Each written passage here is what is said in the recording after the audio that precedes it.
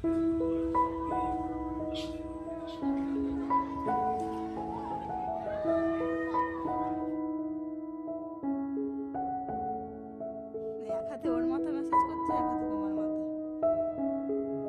Evening বন্ধুরা, কেমন আছো? আশা করছি সবাই খুব ভালো আছো, সুস্থ আছো। আমিও ভালো আছি।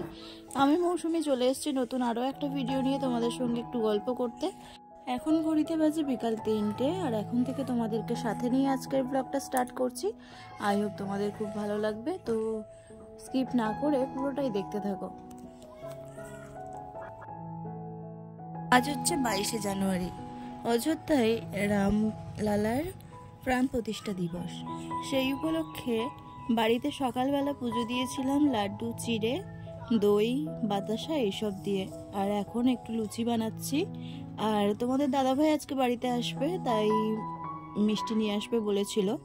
তো ওই মিষ্টি আছে আর মিষ্টান্ন, যে চাল সবাইকে পাঠিয়েছিল, যে অন্ন, তো সেই চালটা দিয়ে একটু পায়েস বানিয়ে আর রামলালার পুজো দেব।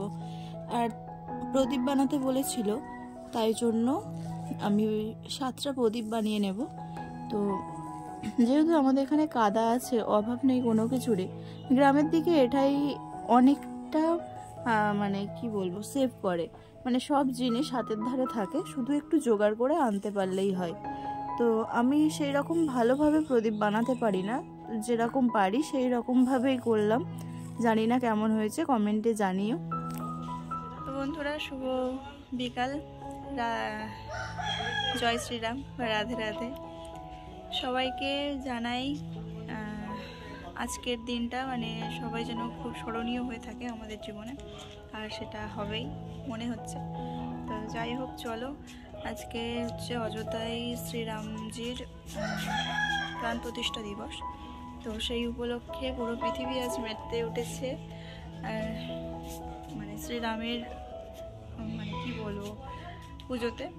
তো এই যে ছোট ঘুমাচ্ছে, আর আমি একটু মানে যতটুকু পেরেছি ততটুকু মানে করেছি।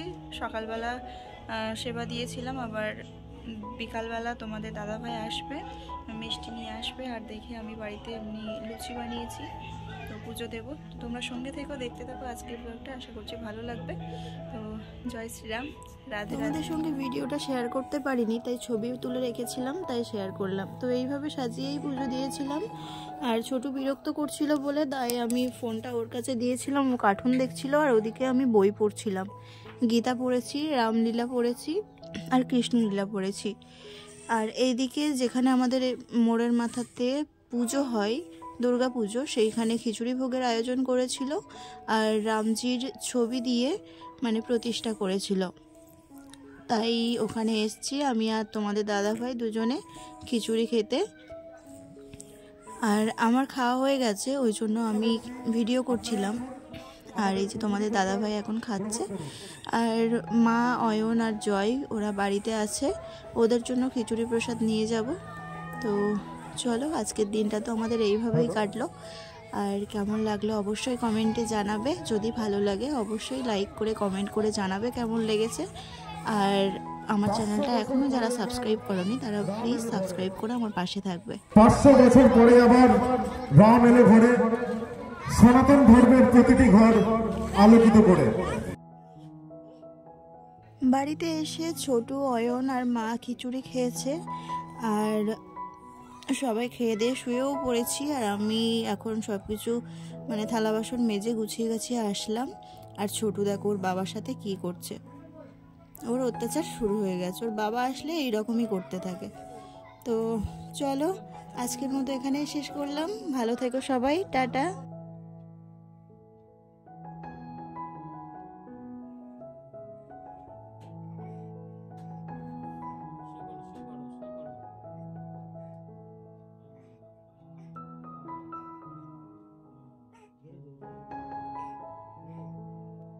এক হাতে ওর মাথা মেসেজ করছে, এক হাতে তোমার মাথা।